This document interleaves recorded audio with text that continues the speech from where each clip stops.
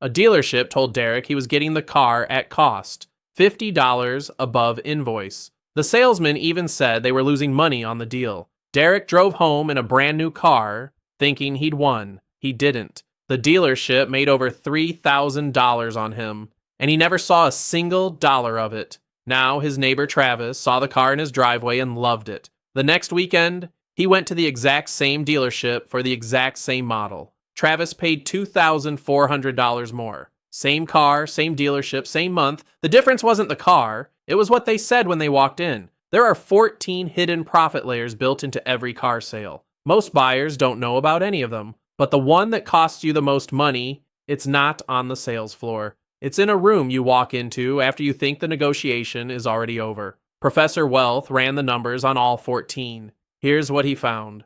Derek wanted a new car, not some impulse decision. He'd been planning this for months. He pulled up consumer reports, found the manufacturer's invoice price, and walked into the dealership knowing more than most buyers ever do. The sticker price on the car he wanted, $32,250. The manufacturer's invoice, the price the manufacturer charges the dealership for the car, was $29,900. Derek negotiated for over an hour back and forth. The salesman made it feel like every dollar was a battle, and by the end, Derek got the price down to $29,950, just $50 above invoice. The salesman leaned back and said they were basically losing money on the deal. Derek drove home feeling like he'd beaten the system. And honestly, if the only profit layer was the visible one, the gap between what you pay and the invoice price, he would have. $50 in gross profit is almost nothing. But that's the thing. That $50 is the only layer you're allowed to see.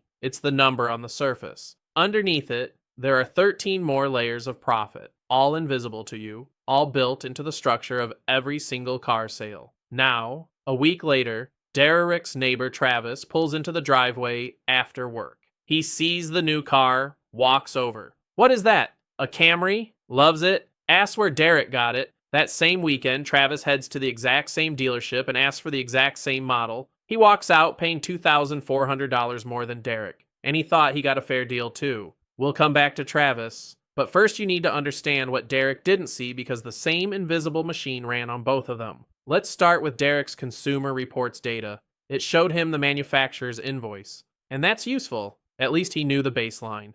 Most buyers don't even have that. They walk in with a number in their head, and if the dealership hits that number, they feel like they won, even if the number has nothing to do with reality. But here's what that report doesn't show. The manufacturer's invoice is not the dealership's actual cost. The real cost is lower, sometimes significantly lower, because of private financial arrangements between the car manufacturer and the dealership. These payments never appear on any consumer report. Not Consumer Reports, not Edmunds, not Kelley Blue Book, not True Car, none of them. The first hidden payment is called the dealer holdback. After the sale, the manufacturer sends money back to the dealership, usually 2 to 3% of the list price. On Derek's car, with a $32,250 sticker, a 2% holdback means the manufacturer sent the dealership an extra $645 after the sale. At 3%, that's $967. So Derek thinks the dealership made $50 on him. In reality, the holdback alone put them at 12 to 19 times that. And we're just getting started. Next is what's called a dealer cash incentive. If the manufacturer overproduced a certain model and needs to move inventory, they pay the dealership a bonus to push that specific car over others. You'll never know if the car you're buying has one of these attached to it. Then there's the volume bonus, sometimes called a stair-step bonus. The more cars a dealership sells, the bigger the bonus. Hit a certain tier, and every car sold in that period earns an extra payout. This, by the way, is why dealerships get more flexible at the end of the month and the end of the quarter. They're not being generous. They're chasing a volume threshold that could be worth tens of thousands of dollars across their inventory. After that, there's a regional dealer-only rebate. If a specific region is struggling, too much competition, slow sales, economic conditions, the manufacturer can step in and offer the dealerships in that region an additional incentive to move cars. You'd never know this exists unless you worked at the dealership. And finally, on the front end, there's floor plan assistance. When a dealership receives a car from the manufacturer, they have to pay for it, usually with a loan. That loan has interest. Floor plan assistance means the manufacturer helps cover that interest cost.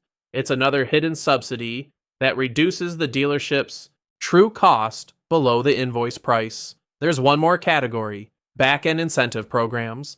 These are payments tied to customer satisfaction scores, brand protection metrics, service quality. They're not directly tied to individual car sales, but they're another channel for money to flow from manufacturer to dealership. Now, here's what makes all of this almost irrelevant. Even if you could somehow calculate the exact value of every single one of these hidden layers and use it in your negotiation, that's still not where the real money is made. The real money is made in a room you haven't walked into yet.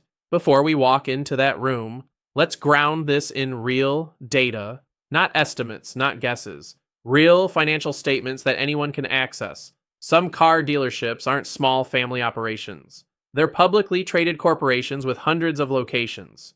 Companies like Lithia Motors, which operates over 324 dealerships in the US alone, AutoAtion with over 300, Penske with over 200. Because they have public investors, they're required to file detailed financial statements showing exactly how they make money. And those statements tell a very clear story. The average gross profit on a new car, that's the price you pay minus the manufacturer's invoice, is $3,263. On a used car, it's about $2,840. Now, gross profit is useful, but it's not the whole picture. The dealership still has to pay rent, salaries, the person at the front desk, the lights, the lot maintenance, all of those operating costs that accountants call SG&A expenses: selling, general, and administrative. When you subtract all of that, the actual net profit per car drops to somewhere between $500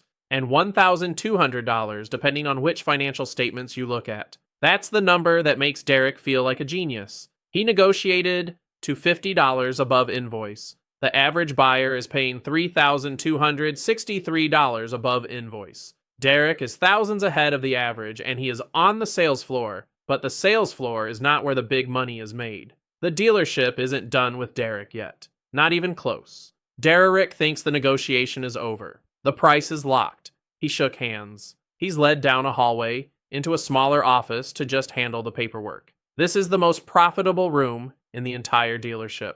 And almost every buyer walks in with their guard completely down. The person sitting behind that desk is called the finance manager. But don't let the title fool you. The finance manager is not a clerk. They're not there to process forms. They are the highest earning salesperson in the building. There's a reason they're in that office instead of on the sales floor, because that's where the biggest money is made. From those same public financial statements, here's what dealerships make in the finance manager's office. Somewhere between $2,000 and $2,800 per car, on top of whatever they made from selling you the car itself. Let's break down exactly where that money comes from. First, the loan reserve. When you finance a car, the interest rate you pay isn't just what the lender requires. The dealership marks it up. If the lender approves you at 4%, the dealership might charge you 5%. That extra 1% is called the loan reserve, and it's pure profit. Across all the cars they sell, that markup amounts to $600 to $800 per car for the dealership.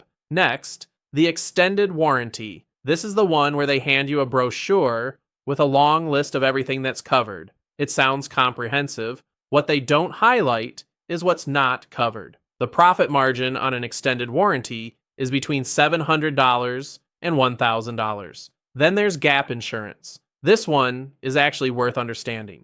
If you finance a car and it gets totaled, the insurance company pays what the car is currently worth, not what you owe on the loan. If the loan balance is higher than the car's value, you're stuck paying that difference out of pocket. Gap insurance covers that gap. It's not a bad product if you're financing, but the profit margin built into it is $250 to $400. After that, there are protection add-ons, wheel protection, paint sealant, car mats, fabric coating, small ticket items with $0 to $300 of profit each. They feel minor, but they add up. Total F&I profit finance and insurance from the finance manager's office: $1,900 to $2,100 per car. But the finance office isn't done. There's still the paperwork. Every car sale generates a stack of documents, and built into that stack is another $700 to $800 in profit. The processing fee, also called a documentation fee, that's what they charge you for typing your information into their system,